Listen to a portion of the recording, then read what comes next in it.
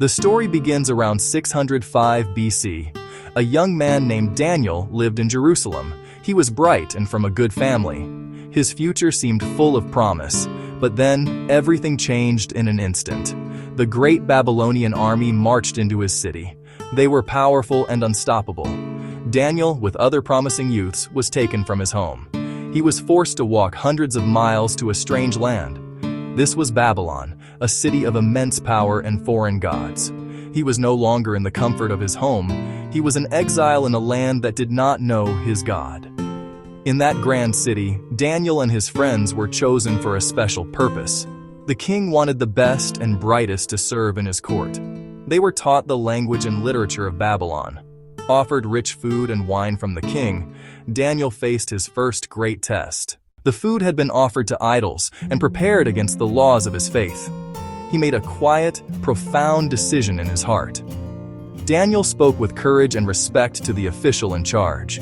He asked not to eat the king's rich food.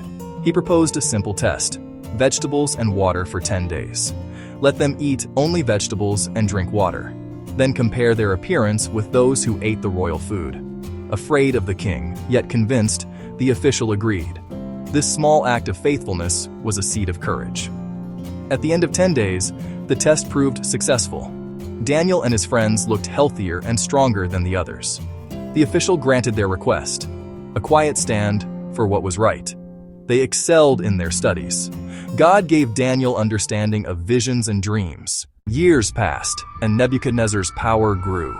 He built an enormous statue of gold, 90 feet tall. A decree summoned officials from across the empire. At the sound of horn, flute, lyre, and every kind of music, all must bow. Whoever refused would be thrown into a blazing furnace. The plain bowed before a lifeless golden figure, but 3 men remained standing: Shadrach, Meshach, Abednego. Jealous officials reported their defiance. The king flew into a rage and brought them before him. Bow when the music plays, or be thrown into the furnace.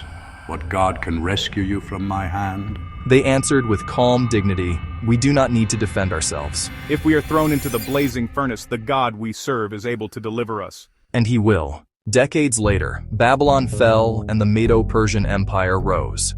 Daniel, now in his 80s, still served with integrity. Jealous officials secured a law: pray only to the king or face the lions. When Daniel learned of the decree, he prayed as before, morning, midday, and evening.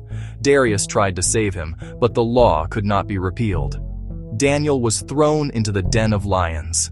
The king kept vigil through the night. At dawn he cried, "Daniel, servant of the living God, were you rescued?" A voice replied, "My God sent his angel and shut the lions' mouths." Daniel's legacy is quiet, unshakable strength. His story still gives hope today. God is in control of history. A life built on faith withstands any storm.